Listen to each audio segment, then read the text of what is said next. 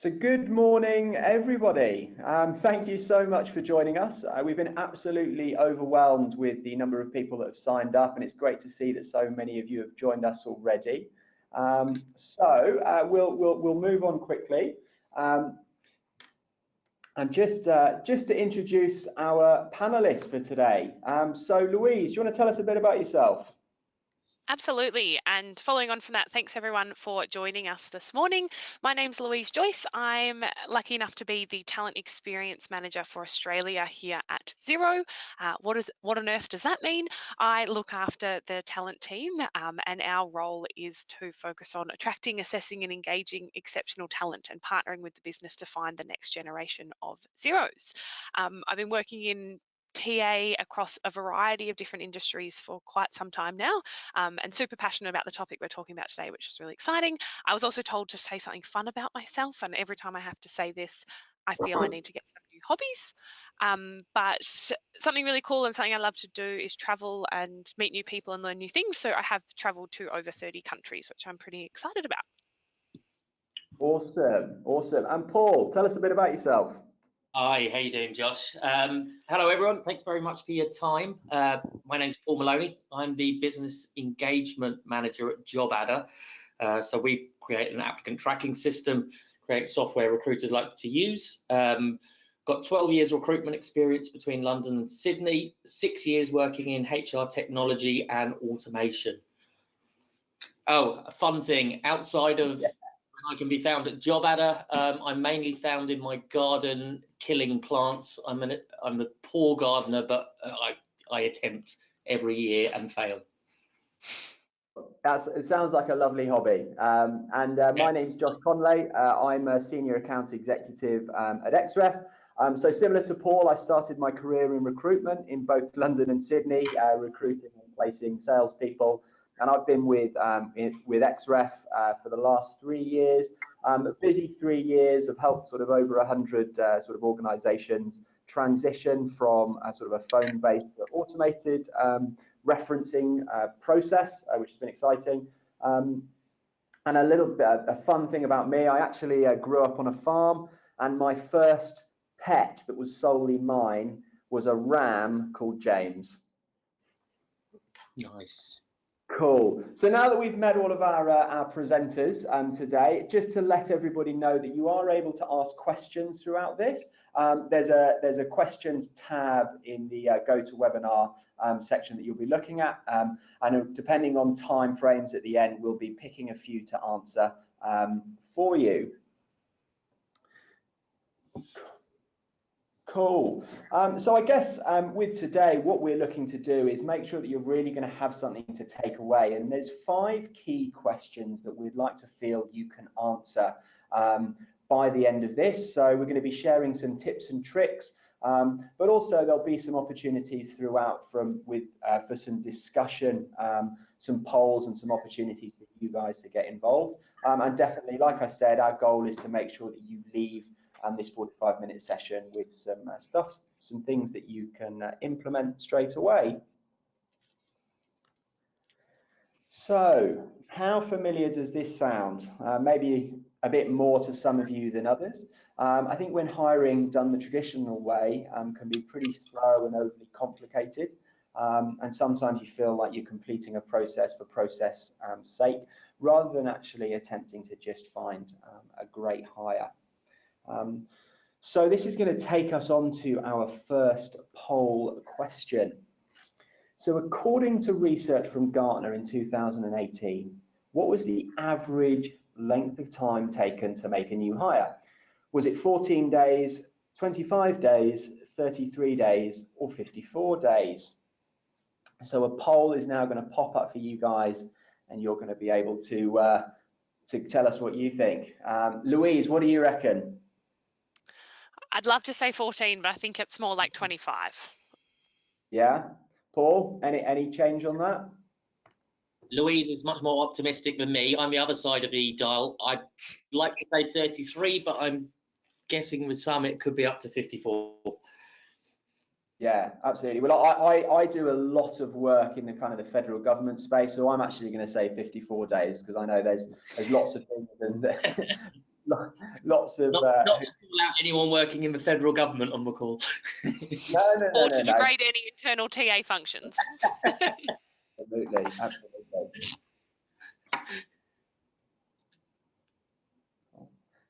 So, this is really interesting. So 53% of you have said 33 days.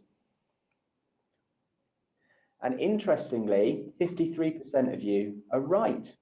The answer is 33 days, which is shocking actually, because as of Gartner's research, that length of time has increased by 84% since 2010.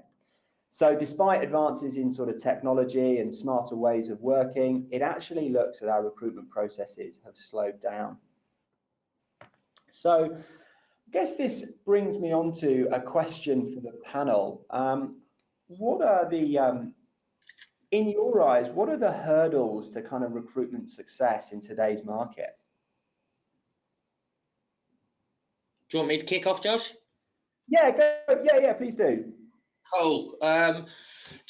We're obviously JobAdder. We're talking to hundreds of recruiters on a daily basis, and it's hard to sort of boil down all of the problems which everyone faces into sort of easy to handle topics. But we kind of really, there's two real triggers we look at with regards to recruitment processes.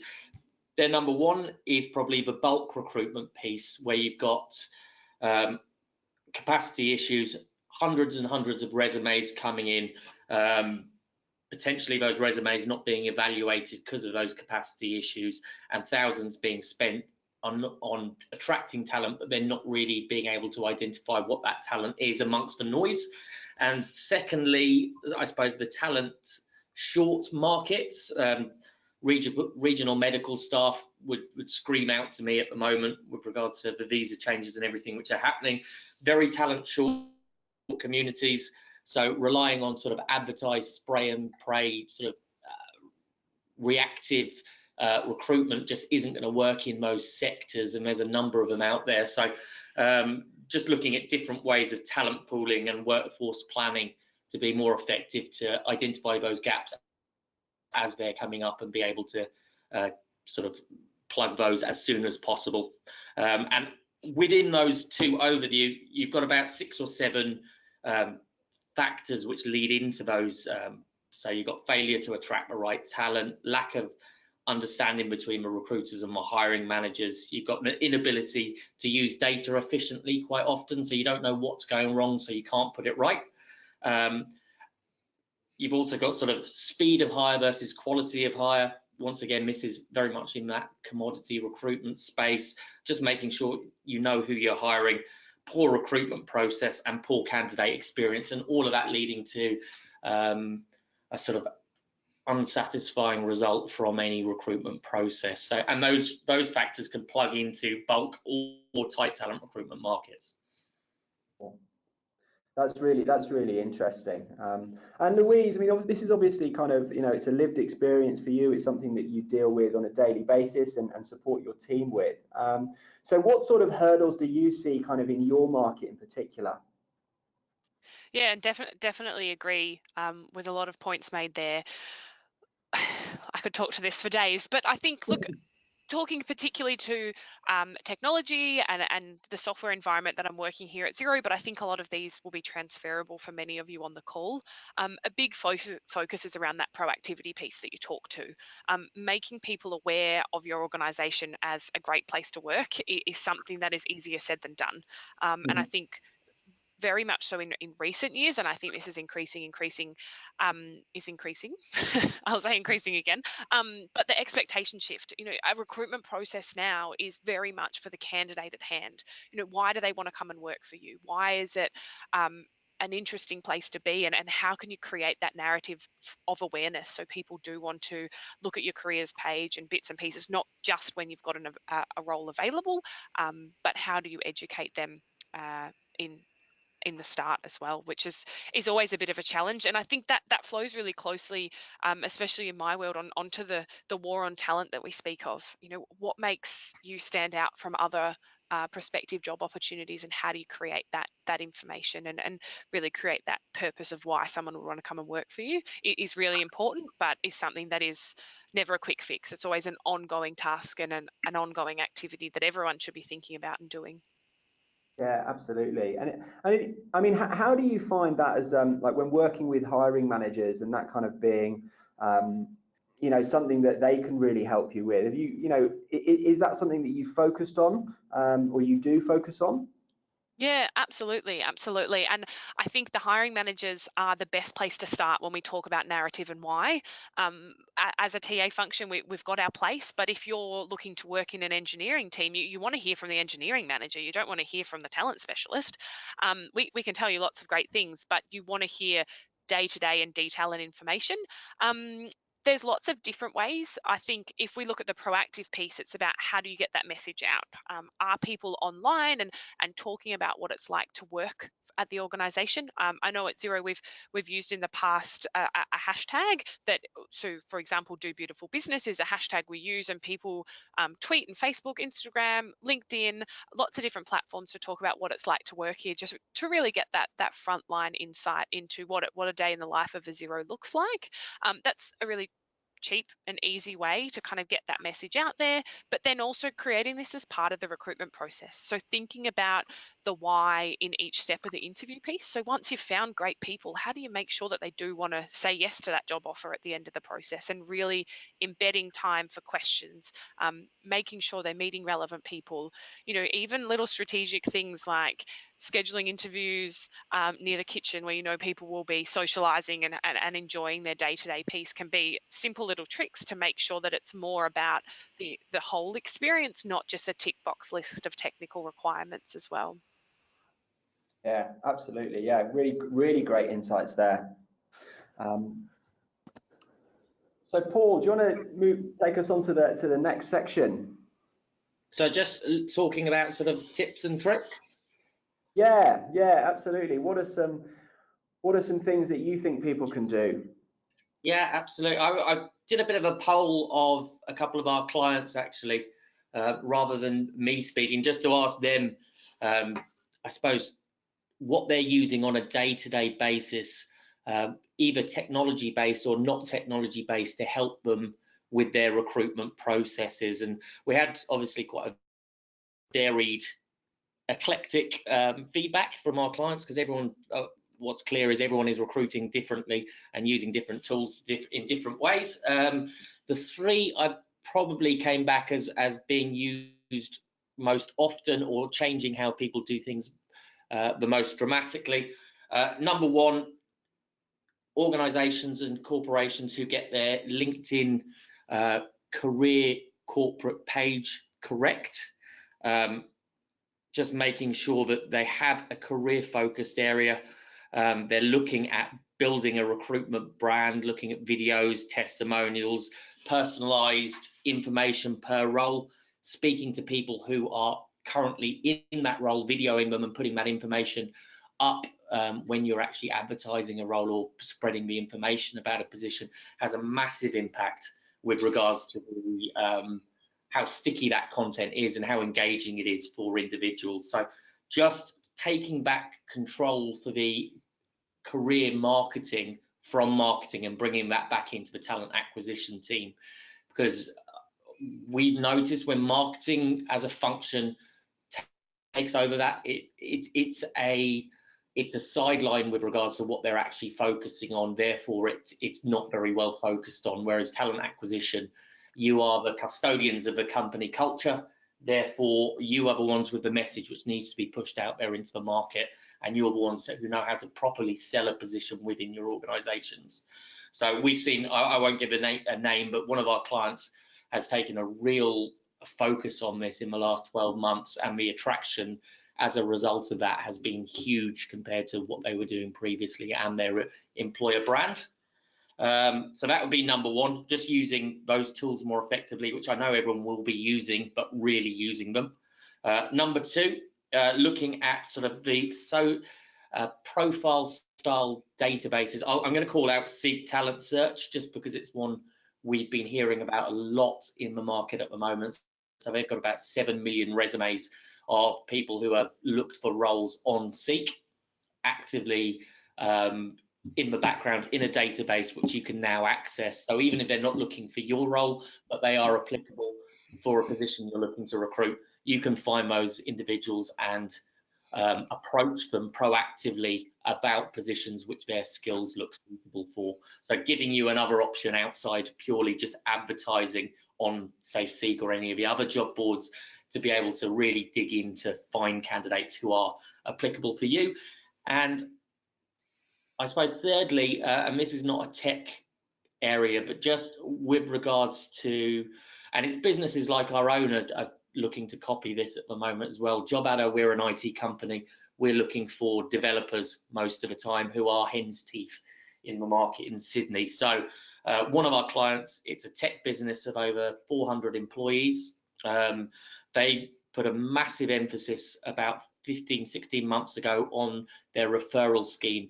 They've taken up the number of placements through referral from sub 5% up to about 42% in about 16 months.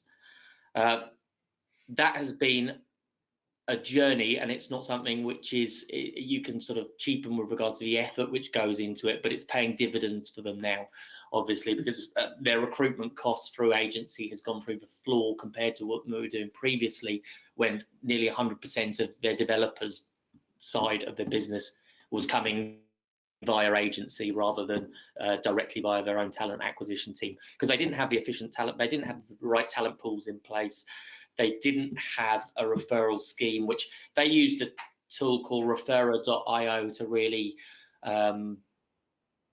build up that process and help them, but you can do it manually as well. It's just about recognition of that referral scheme, making sure that it's being driven and marketed internally as effectively as possible, and sharing the communication which you'd like your employees to communicate to their peers who could be applicable for your roles. Interesting. Yeah, that's an incredible stat, 5% to 40%. And as I said, it was 16 months they turned that round in, but probably 4 or 5 months of that was planning. So yeah, in 12 months they turned it round from 5 to 42%. Awesome, cool. Well, I've got a couple, and I must admit I've kind of popped my salesperson hat on with this, because much like the guys at JobAdder, that myself and the team at Xref, our life is being out talking to talent acquisition professionals and teams of recruiters, and probably one of the biggest themes that we come across is just how time poor talent acquisition professionals often are. They're being expected to be doing so much more with so little. They're always being squeezed and being expected more of. So 3 little tricks that I've got just to either be more efficient with your time or to have a bit more impact when it really matters. And I'm talking, when you're trying to get hold of that senior, really important candidate. One is just setting up Gmail shortcuts in your email. Whatever your email is that you use, you can have paraphrases and short paragraphs that you can have hyperlinks into. That basically means that you can write kind of fairly solid email communication to your potential candidates in just a fraction of the time. So you're still getting that sort of personalization that you'd like, and it just means that you're working so much more efficiently. But you're still being able to customize at scale. And we all know how awful it is to get reached out to by recruiters when they've just copied and pasted something and there's no consideration for who you are or what you've done. The second piece is using video in your email. I use the free version of a tool called Vidyard when I really want to get hold of someone. I'm sure there's plenty others out there that you could look into. But just being able to customize a video in an email to get through to people, I think in terms of a response rate and when it really matters, you'll be impressed with what you get back. And finally, the other one is a little bit old school, but just getting back to text message. it just consistently delivers more than anything. If you've got their phone number and you've spoken to them and they're ghosting you, drop them a text. Yeah, I don't know what other people's thoughts are on that, but it works for me. I'm really glad you went retro there, Josh. Everything else was talking about technology, but yeah, the old text definitely works. Louise, what are you finding?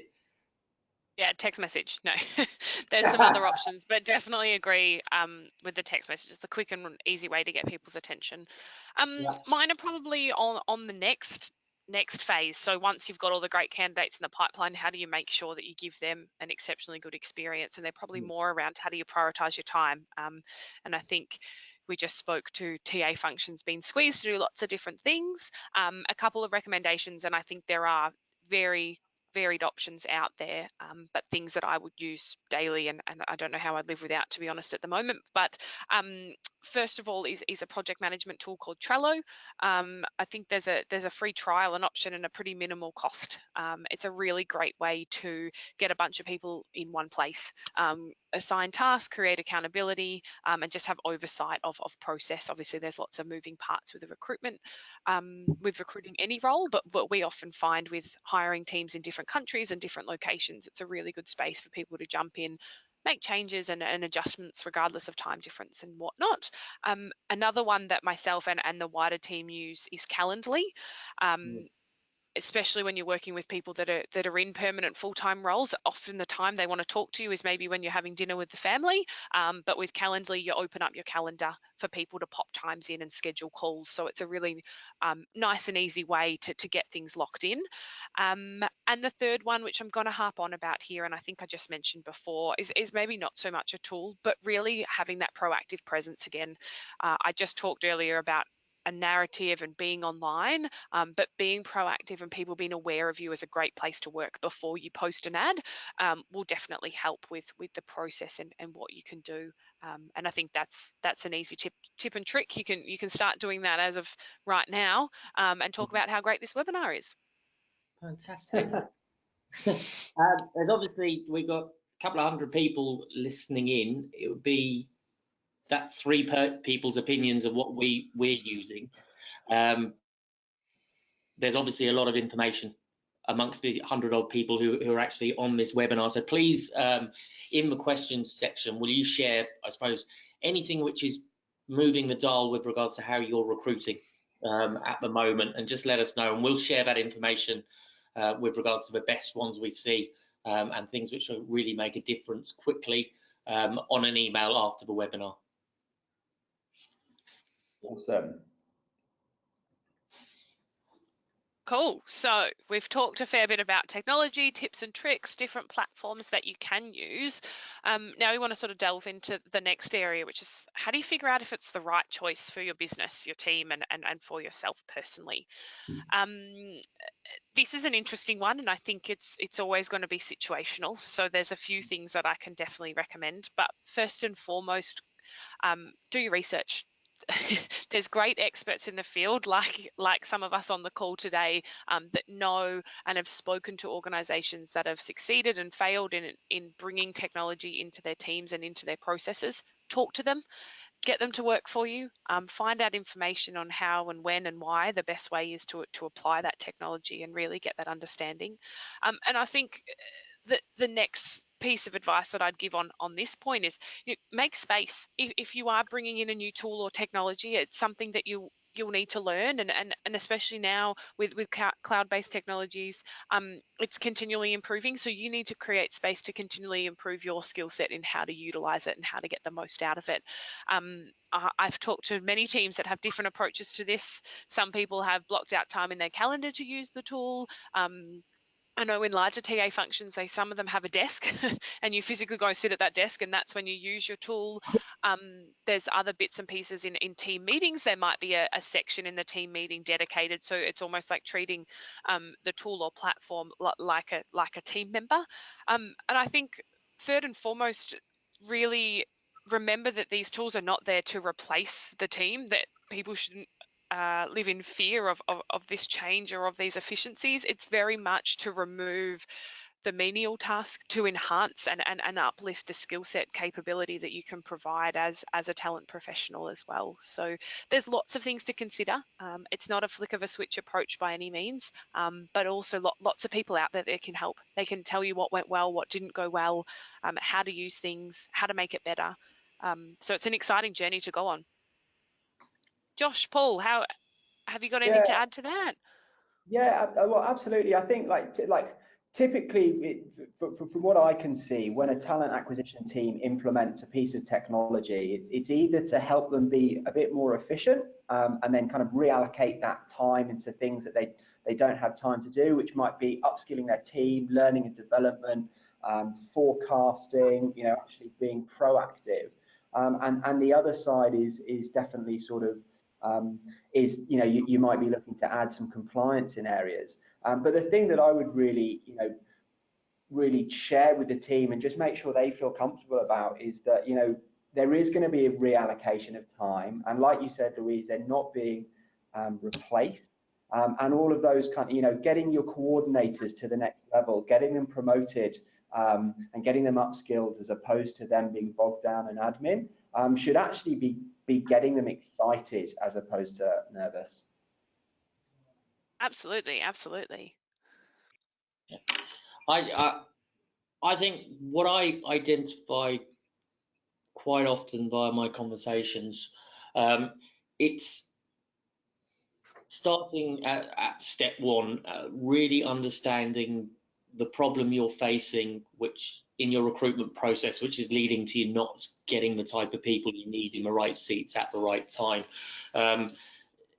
And it can be quite hard to quantify that and the effect of that and actually push that information forward to your CFO or whoever else you need to talk to around the business cases. So it's really about I think organizations need to really understand their problem first before they can actually look at a technology to bite it off, because there's millions of technologies out there all doing slightly different things from different angles, one which will work for you and one which won't because of your internal processes. Now you have to understand your internal processes really effectively before you can understand your technology, and that means that quite often you need to really define your processes before you look at technology. So that first step needs to happen, and quite often we see that hasn't actually happened, which leads to you not knowing what you need, us not knowing what you need, and therefore an awful long conversation with nothing actually getting done. Yeah, interesting. Cool. Louise, I think we've got another poll, have we? Yes, time for poll number 2. So, what part of the recruitment process in your business currently are you using technology for? So it might be sourcing and attraction, it might be applicant tracking, maybe screening or background checking, or even onboarding once they are an employee.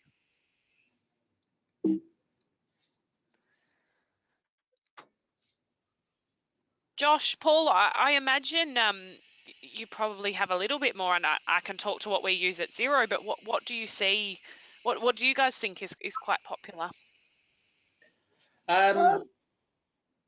Josh, you go first. Well, I was going to say I feel like I'm really flirting with bias here, so I'm going to try and avoid that. But I think definitely, when speaking to people, it's definitely the kind of the earlier stages of the process they've been considering it for a while. So there's lots of people already using tech in that space. But as we move towards the end of the recruitment process and actually looking more at the employee life cycle, so onboarding, what's happening after 6 months, what's happening after 3 years, and that sort of stuff. And we probably need another webinar to start going through. But yeah, that seems to be a big trend that I'm seeing. Yeah, they say a new employee decides whether they'll stay long term in the first 6 weeks. So I think that does make a lot of sense. But look, no bias here. If you look at the results here on the poll, it seems majority of you in the call or who have answered the question are utilising technology at the start of that process. So no bias. The people have spoken. People have spoken. Cool. Well, that leads us sort of nicely, I guess, onto the next sort of slide. So, you know, how do you know if a tech platform is actually right for you? Because I guess once you've established that an investment in technology is going to help your team and you've identified the tool that you'd like to implement, how do you actually know what's right for you? And the lovely marketing team at Xref have got a nice acronym that we use called VISION. And it's just a bit of a checklist. So the first one is valuable. You know, what efficiencies is a tool like this, is this specific tool going to actually give your team and offer your team? A second thing to consider is it intuitive? Like, is it simple to deploy? Is it easy for people to use? Whoever touches it, does it work for them? Is it scalable? You know, is it sort of enterprise ready, and will it grow with you? I mean, Louise, you're probably a great example of someone who's working in an extremely fast-growing business, and I've heard business leaders in multiple environments talk about investing in technology that could handle you at 10 times your size, because you never know what's going to happen, and trying to tweak something that isn't up to scratch when you're running faster than you can walk is really difficult. The fourth is integrated. Does it connect, or does it need to? Is another big question. Everyone wants sort of best of breed technologies to be able to speak to each other and be in one source of truth. But sometimes, and certainly for some businesses, that isn't always the most important thing. We talk about owned. So is it, what company is it, and is it going to exist tomorrow? If you do invest time, energy, and money into it, can you feel confident that it's going to be there and grow with you? And the final one is needed. It sounds really cliche, but is it business critical, or is it just a nice to have? I mean, I don't know, Louise, if you've got kind of any thoughts or anything that you'd add to that in particular. No, I think it's a really good summary. And I think it's really important that, as mentioned earlier, is tech the right choice? And now looking at how do you know which one's right for you? It is going to be situational, and really important to focus on all of these factors when making decisions. But very much, if I was going to highlight a couple, I think the scalability piece is essential. Just from that, it is a journey. It is something to learn. It is something that you and the team need to create space for, and get buy-in so people are using it and utilizing it as well. So that forward thinking piece is definitely important, but a really good checklist or a really good guide to make sure that you've considered all of these things, and it's not just a quick win or a tick box exercise that may or may not be the best solution at hand. Awesome. That's really, really, really good insight. And I guess back to you again, Louise. I mean, like, it's not always easy to actually kind of get the investment. So any kind of tips that you could share on, getting buy-in from your leadership team, from senior people in the organization? Yeah, absolutely. And I think this is really important, but I think it does start at the solution mode. So right at the start of the journey is you need to have an understanding around what problem you're solving by this technology. Dare I say, look through the vision points and really back the product and the solution yourself. I think that's always going to be number one to getting what you need, but also to being able to educate and articulate the why behind the decision you've made, and I guess looking at what that technology is. I would always say in any scenario, back this up with data, facts and figures. It's always interesting, or always difficult, I would say, to look at return on investment from a people piece, whether it's NPS scores and different bits and pieces like that. But a great way to do it is reflect onto other companies. So who else has used this and seen great success? Talk to them, build case studies, build examples through those platforms and channels. And often you'll be able to get maybe a short list or be connected with other businesses that have seen success through utilizing your account managers and sales executives in the relevant technology platforms. But I think that's really good. And I think also really good to look at, I know as we've gone on our growth journey, looking at, we're currently just under 3,000 people globally. Who's currently sitting at 10,000 people? What are they doing? How have they seen success? And how do we kind of take ourselves from current state to future state and utilize their knowledge and experience? I think off the back of that, you can almost adopt the FOMO approach. So create an environment where you're encouraging the leadership to see what other companies are doing, and what we're missing out on. And I think that really falls nicely into, if we go right back to the start of this conversation around the war on talent and how you're giving your candidates the best experience so they want to work for you. What are the differentiators? Working in a tech space, we have to have a beautiful experience. Otherwise, people will be less inclined to want to work for us if we don't have tools and systems in play to help their journey. And I think, probably repeating myself a little bit, but very much demonstrate that you've done your due diligence, demonstrate all 6 components of the vision approach, look through the why and the information and the data and the integrity behind your decision, and make sure that you convince yourself first. Yeah, absolutely. I think, one thing that I see, making these kind of changes doesn't happen overnight, but one thing that you can do straight away, as soon as you get the inkling that you might want to make a change, is just start measuring, start getting some really hard data on what your current process is delivering for you, so you can actually give a hard comparison and a reason behind, why you're doing it and what you're doing it, and what you're doing it for.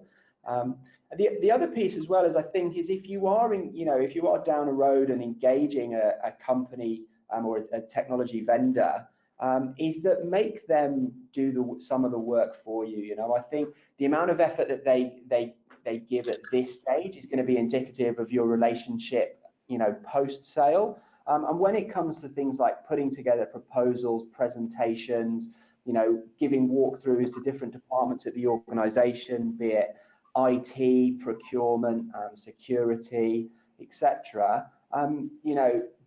Control it, be in control, but let them do the legwork for you. I mean, Agreed.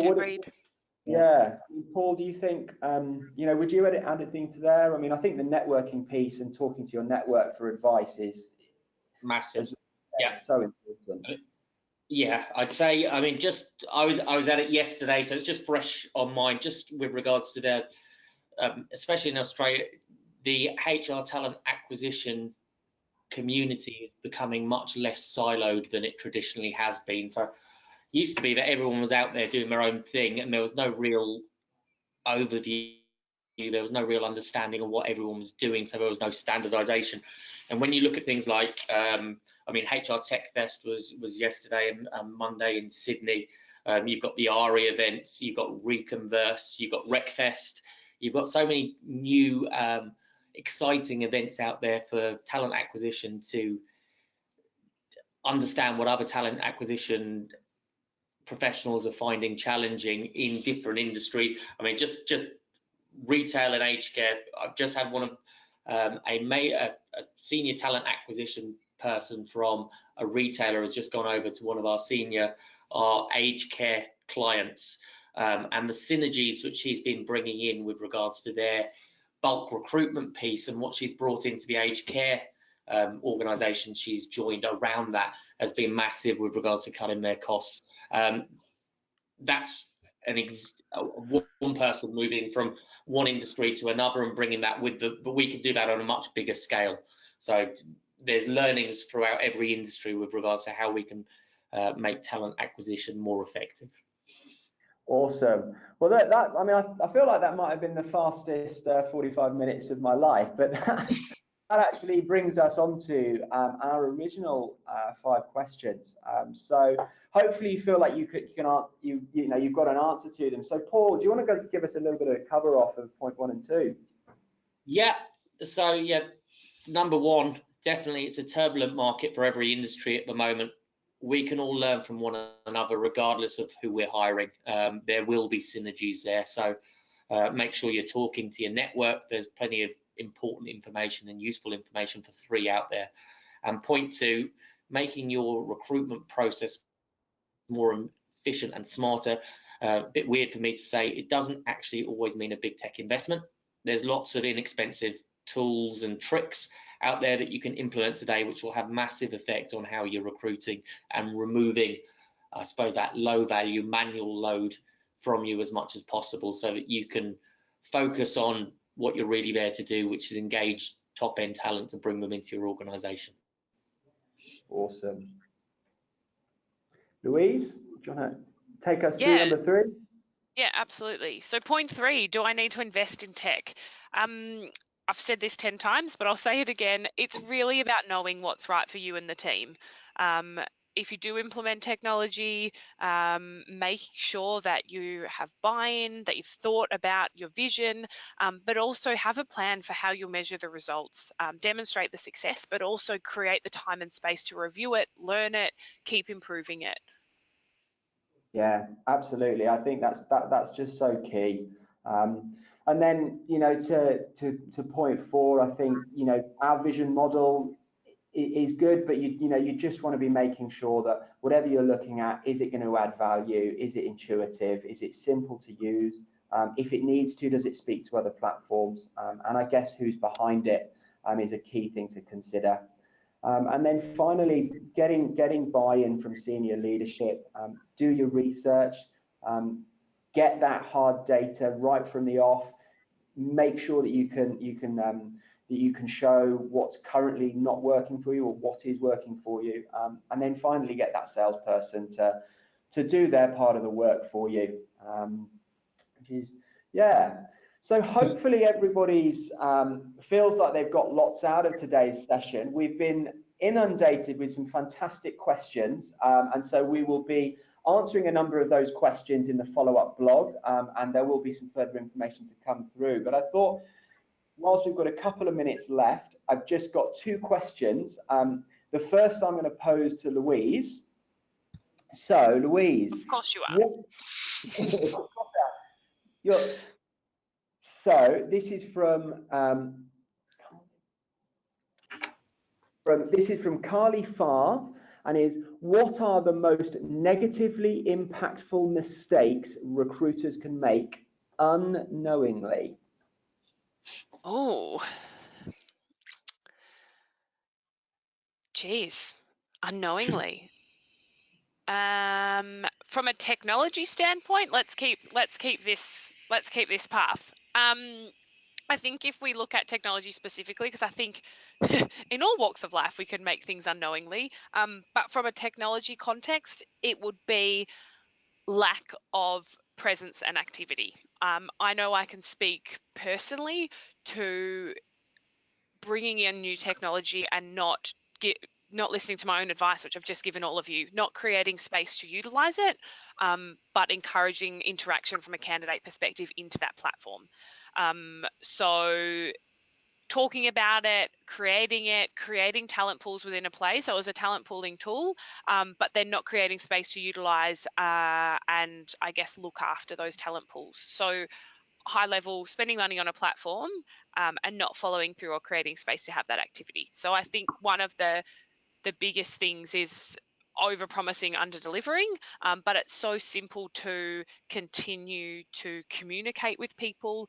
We talked about creating tailorable email templates and bits and pieces. That's a really quick and easy example, but I think one of the things that we all do without realizing is just under communicate and under action our communities of candidates. That's a very long answer, sorry. No, that's absolutely fantastic. That's brilliant. Well, look, we'd love to sit here and answer as many of these questions as we could, but we are limited by time. So this takes us up to the conclusion of the webinar. But just an absolutely huge thank you to everybody that has joined us today. There's been a really good number of you, so thanks for taking your time. We really appreciate it.